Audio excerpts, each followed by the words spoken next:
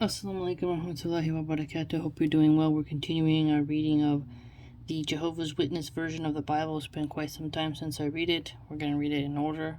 And we are in Ruth chapter 3, picking up on verse 1. Go ahead and listen to this as you're driving, working, cooking, you name it. All right. Naomi, her mother-in-law, now said to her, "My daughter, ought not to look for a resting place for you, that it may go well with you?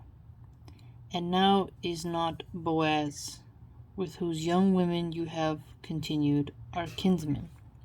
Look, he is winnowing barley at the threshing floor tonight. And you must wash and rub yourself with oil, and put your mantles upon you, and go down to the threshing floor. Do not make yourself known to the man until he has finished eating and drinking.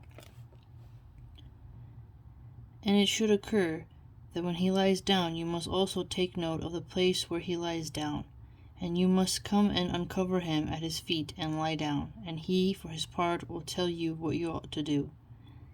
At that she said to her, "All that you say to me I shall do." And she proceeded to go down to the threshing floor, and to do according to all that her mother-in-law had commanded her. Meantime Boaz ate and drank, and his heart was feeling good. Then he went to lie down at the extremity of the grain heap. After that she came stealthily and uncovered him at his feet and lay down. And it came about at midnight that the man began to tremble. So he bent himself forward, and look, a woman lying at his feet. Then he said, "Who are you?" In turn she said, "I am Ruth, your slave girl, and you must spread out your skirt over your slave girl, for you are a repurchaser. At that he said, "Blessed may you be of Jehovah, my daughter. You have expressed your loving kindness better in the last instance than in the first instance, in not going after the young fellows, whether lowly or rich." Young fellows.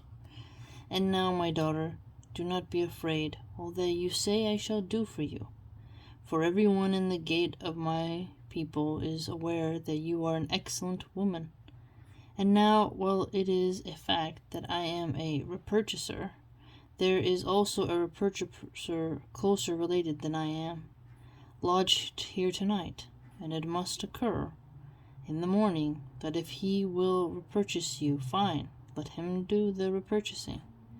But if he does not take delight in repurchasing you, I will then repurchase you. I myself, as sure as Jehovah lives, keep lying down until the morning." And she kept lying at his feet until the morning, and then got up before anyone could recognize another.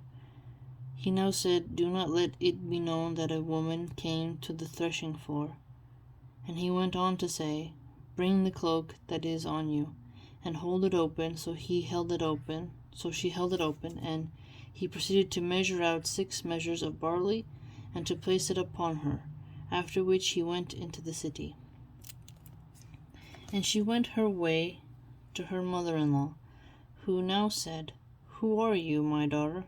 Accordingly she told her everything that the man had done to her. And she went on to say, "These 6 measures of barley he gave me, for he said to me, 'Do not come empty-handed to your mother-in-law.'" At that she said, Sit still, my daughter, until you know how the matter will turn out.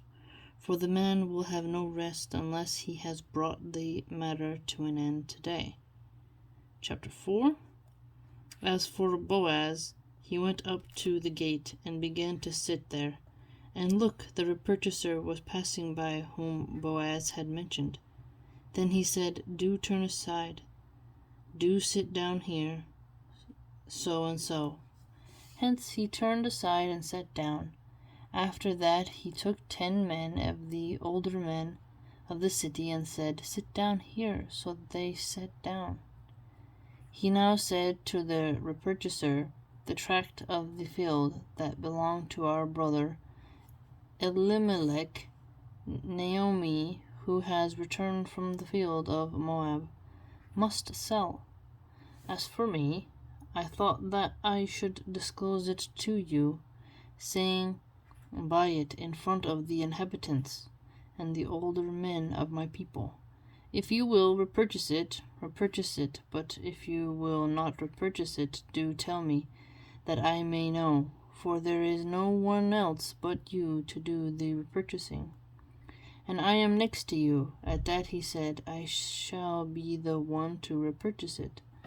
Then Boaz said, on the day that you buy the field from Naomi's hand, and it is also from Ruth, the Moabitess, the wife of the dead man, that you must buy it so as to cause the name of the dead man to rise upon his inheritance.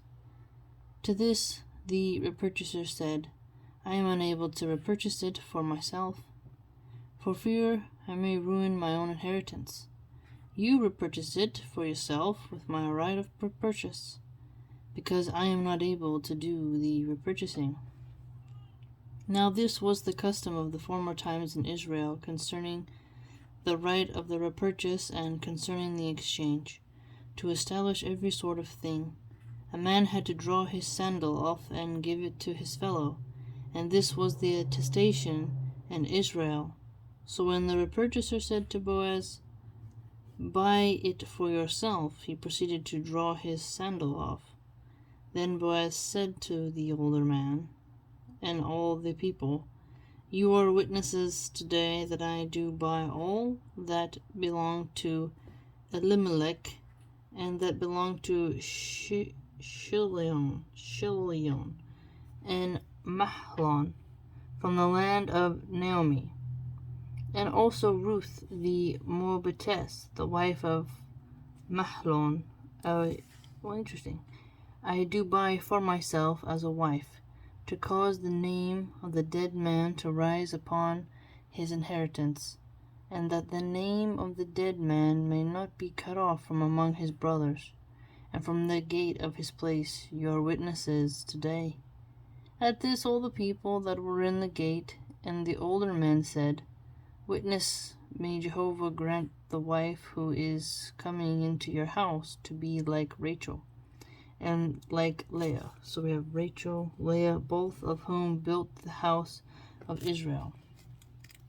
And you prove your worth in Ephrathah, and make a notable name in Bethlehem, and may your house become like the house of Perez, whom Tamar bore to Judah, from the offspring that Jehovah will give you out of this young woman.